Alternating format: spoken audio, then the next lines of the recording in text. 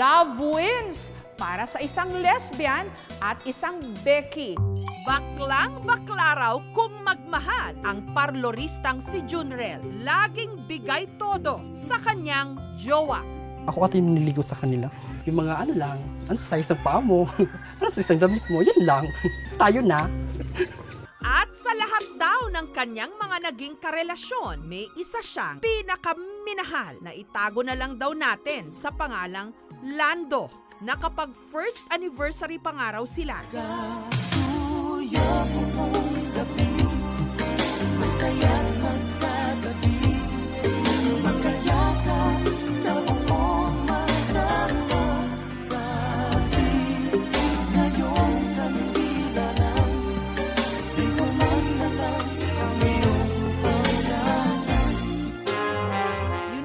Si Lando, nahuli ni Junrel na may ibang babae.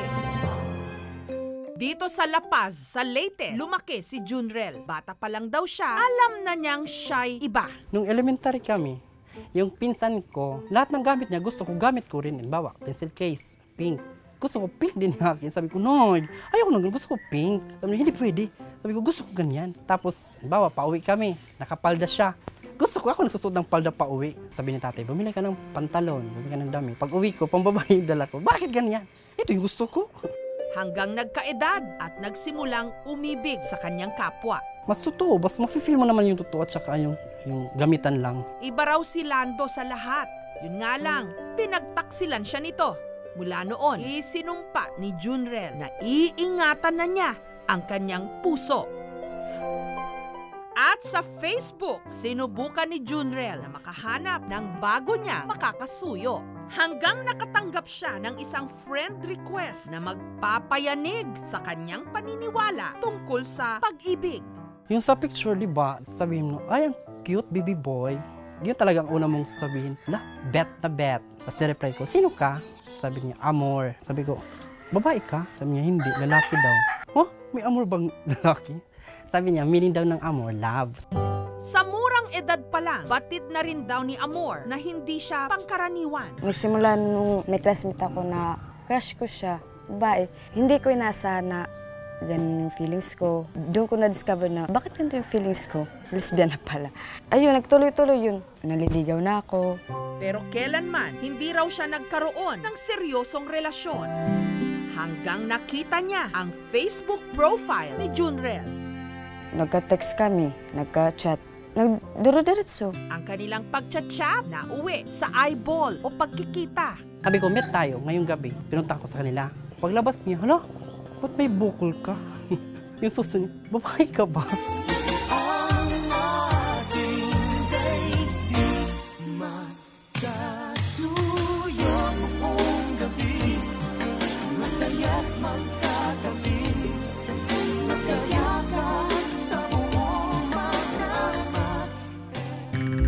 Para mapatunayang malinis ang kanyang intensyon sa kanya, nagpakilala si Junrel, pati sa mga magulang niya. Papunta ko sa bahay nila. Sabi niya, mag-formal ka ha, huwag kang babakla-bakla. Pagdating ko, good evening, mother! Hi, mother! Sabi niya, mag-formal ka. Bakit? Bakla ako. Tapos yung tatay niya, hindi niya alam na mag-on kami. Kala niya, friend lang. Si Amor, hindi inakalang sa isang katulad ni Junrel mahuhulog ang kanyang loob. Pero gintistayan ko ito. Kumbaga, kung magiging kuwamba ng relasyon, so ginti ka kanto 1 month, naging okay man, bagan nailabak ito iya. Makita ko yung nga seryoso iya, maging seryoso ako. Bagan, diribak na buburingan na iya. Kumbaga, may dako problema na, nasishare ko iya. Cute iya.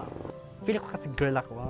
Di ba, yung lalaki, yung malambing. Sabi ko, ano ba yan? Kanish ka? Parang ganun siya, malambing siya. Hanggang ang naging drama ni na Junrel at Amor, You and Me Against the World. Ngunit sa kislap ng iyong mata, napapasa ko na mayroon pa pag-ibig.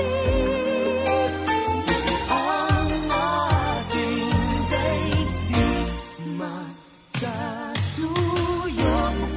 Sabi ko, itutuloy ba natin ito? Kasi di ba, bakla ako, tumboy siya. At least makakaintindi kami sa mga sitwasyon. Sino babae? Sabi niya, ikaw kung gusto maging babae. Sabi ko, sige, ikaw na babae. Tatay tayo.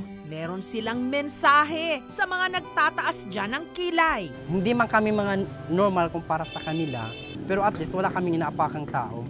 Yun nga lang, nung halos 1 taon na ang relasyon ni Junrel at ni Amor, akalain niyong may nagbabalik ang totga o the one that got away ni Junrel, si Lando. Nagiinuman kami, pero mga friends ko lang. Akala niya, mga guys ko na. Nagsumbong ka pa kay nanay, sabi niya, ando yung mga ex niya, kainuman niya. Hindi kasi ako nagsiselos kung wala lang. Mag-ex kayo, tapos mag-inuman kayo, dalawa kayo, tapos... diba? Common sense. Dahil sa selos, si Amor naghigante. Kita siya ng friend ko na may kasamang girl. Yung friend ko pa nagsabi, sabi niya, uy, si ano? Iwalay na kayo? Hindi pa, bakit? Nakita ko siya, si ano, ganito. Nagyayakapan sila. Sabi ko, ay, bongga. Napaka-sweat naman. Masakit talaga, di ba? Nakaka-insulto. Pero anumang suyuan ang kanilang gawin, ang kanilang relasyon na uwi sa hiwalayan. Ngunit sa kislap ng iyong mata, napapasak mo na mayroon pang pag-ibig. Ang ating daigdig magkasuyo buong gabi, masaya't magkatabi, magkayakap sa buong magdapat. Pero matapos ang 4 na buwan, muling nagbalik si Amor at may dalang pasabog. Sabi niya, buntis ako. Sabi ko, alam niyo, kung buntis si Amor, hindi ako yung tatay niyan. Kasi 4 months pa lang kami hiwalay, di ba? 5 months yung tiyan niya. Sabi ko, ay, pasok sa banga. Si Junrel pinangatawanan ang kanyang responsibilidad. Hindi siya umatras. Sabi ko sa kanya, nagsisisi ka? Sabi niya, hindi daw. Sabi niya, wala tayong magagawa, andito yung baby. Kung kinaya ni Amor ng 5 months na siya lang yung dadala, kailangan kong panindigan. Ako magbibigay sa kanya ng lakas. At sa totoo lang daw, hinahanap-hanap pa rin nila ang suyuan nila sa isa't isa. Masdan lang ang iyong mukha, hibig ko'y nawawala mula ngayon at kailanman. But I keep the words all locked inside, and we warm our hearts beneath the light of this feeling. Ang ating magkasuyo buong gabi, masaya't magkatabi. Nito lang Hunyo, isinilang ni Amor ang kanilang baby boy, si Usher. Kasi yung meaning daw ng Usher, happiness tsaka blessed. Maraming dumarating na kuya yung... Nag-ribbon kasi ako pag wala akong work. Sunod yung ribbon, nakakaipon talaga kami. Tanggap na namin na ako talaga yung boy, siya yung girl. Mabubuli yung anak namin pag laki niyan. So dapat kami, mag-formal. Tao lang naman kami, di ba? Nagmamahal. Ito kami, di ba? Bakla at saka tomboy. Hindi man magbabago yung kilos. Sana matanggap na kami.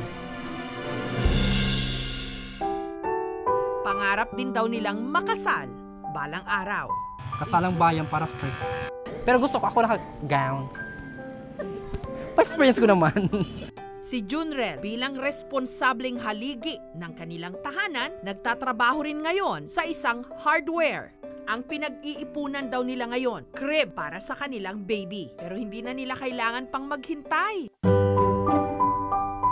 Dahil ang crib at iba pang gamit ng kanilang anak, sagot na namin. Maraming salamat po. Hindi na po ito bibilhin namin. Maraming salamat. Kasi malikot na rin siya. Alis dito, safe siya. Malaking tulong po ito. Kasi po hindi namin ito mabibili. Try mo, babe.